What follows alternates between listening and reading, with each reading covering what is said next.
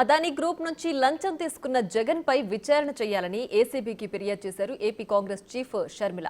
అనంతరం బయటకొచ్చిన షర్మిల అన్న జగన్ పై విమర్శలు గుప్పించారు. ఎక్కడో అమెరికాలోని ఎఫ్బీఐ మన దేశంలోని అవినీతిని బయటపెడితే మన దర్యాప్తు సంస్థలు నిద్రపోతున్నాయా అంటూ ధ్వజమెత్తారు. ఇప్పటికైనా ఏసీబీ దీనిపై విచారణ చేపట్టాలని డిమాండ్ చేశారు. ఆగస్ట్ 2021లో అప్పటి ముఖ్యమంత్రి జగన్మోహన్ రెడ్డి గారిని కలిశారని power deal, solar power deal Andhra రాష్ట్రం 7,000 మెగావాట్లు కొనేటట్టుగా అదానీ కంపెనీకి లాభం చేకూరేట్టుగా డీలు మాట్లాడుకునే విషయమై వీళ్ళిద్దరి మధ్య ఒప్పందం జరిగిందని, ఒప్పందం ప్రకారం 1,750 కోట్ల రూపాయలు అప్పటి ముఖ్యమంత్రి జగన్మోహన్ రెడ్డి గారికి ఇచ్చేటట్టుగా మాట్లాడుకున్నారని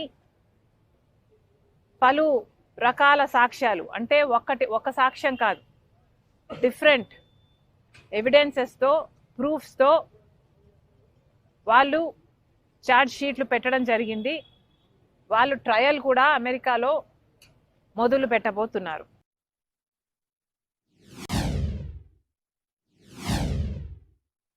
పయావుల్ కేశవ్ గారు ఈ సోలార్ పవర్ డీల్లో అన్యాయం జరుగుతుంది అని హైకోర్టులో పిటిషన్ కూడా వేశారు. అదానీ మధ్య, జగన్మోహన్ రెడ్డి గారి మధ్య ఆంధ్ర రాష్ట్రం తరపున సెకీతో చేసుకున్న డీలులో పెద్ద కుంభకోణమే ఉంది, ఈ భారం మొత్తం ఆంధ్ర రాష్ట్ర ప్రజల మీద పడబోతుంది అని ఇది పయావుల్ కేశవ్ గారు హైకోర్టులో వేసిన కేసుకు సంబంధించిన పేపర్. అంటే దీని అర్థం టీడీపీ పార్టీకి 2021లోనే తెలుసు అవినీతి జరిగింది అని. 2021లోనే టీడీపీ పార్టీ చేసుకోవాల్సిన ఇన్వెస్టిగేషన్ చేసుకున్నారు. వాళ్ళ ఇన్వెస్టిగేషన్లో తేలిన దాని ప్రకారం ఎన్ని పేజీలమ్మా? 1300 పేజీల రిపోర్ట్. 1300 పేజీలతో కూడిన ఈ పిటిషన్ ని పయావుల్ కేశవ్ గారు ఆ రోజే వేయటం జరిగింది.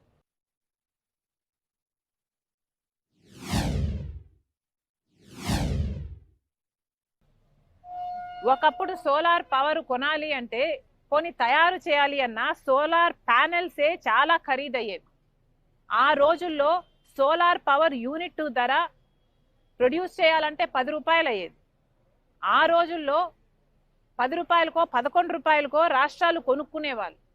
కానీ ఆ ధరలు తగ్గి క్రమంగా తగ్గుతూ వస్తే ఆఖరికి ఇప్పుడు ₹1.99 వరకు తగ్గితే పక్క రాష్ట్రాలు ఆ రేటుకు డీల్ కుదుర్చుకుంటే ఆంధ్ర రాష్ట్రంలో మాత్రం అప్పుడు జగన్మోహన్ రెడ్డి గారు ₹2.49కు డీల్ కుదుర్చుకున్నారు. ఇదే ప్రైస్ 25 సంవత్సరాలు ఉంటుంది అన్న గ్యారంటీ ఎక్కడా లేదు.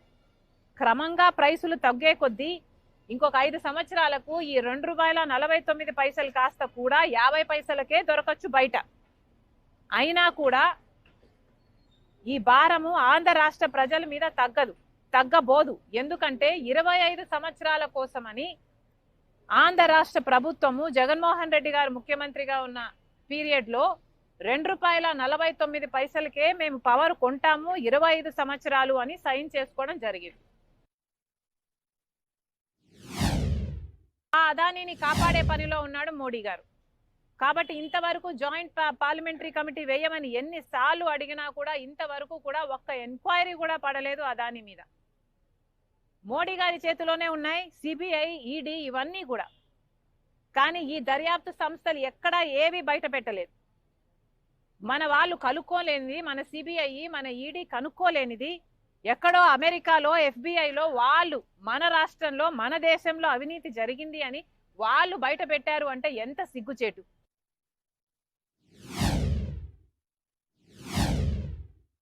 తెలిసి ఈ భారం మన రాష్ట్ర ప్రజల మీద పడబోతుంది అని తెలిసి కూడా ఇంతవరకు కూడా ఒక్క ఎంక్వైరీ కూడా వేయలేదు. కాబట్టే ఈ రోజు మేము ఇక్కడికి ఏసీబీ దగ్గరికి వచ్చి మేమైనా కంప్లైంట్ ఇస్తే వీళ్ళ కనువిప్పు కలుగుతుందేమో, ఎంక్వైరీ ఇన్వెస్టిగేషన్ చేస్తారేమో, ఈ డీలు క్యాన్సిల్ అయితే ఆ భారం మన నెత్తిన పడదు, మన ప్రజల నెత్తిన పడదు కాబట్టి మేము ఇక్కడికి రావడం జరిగింది. కానీ నిజంగానే ఏసీబీకి ఆ స్వేచ్ఛ ఉందా? లేకపోతే ఏసీబీ ఏమైనా ఇలా ఏమైనా ఏసీబీ చంద్రబాబు గారి పంజరంలో ఉందా? చంద్రబాబు గారు సమాధానం చెప్పాలి. ఏసీపీకి ఈ డీల్ గురించి, మన రాష్ట్రంలో జరిగిన అవినీతి గురించి, ఈ కరప్షన్ గురించి ఇన్వెస్టిగేట్ చేసే అధికారం ఉందా? లేకపోతే చంద్రబాబు గారి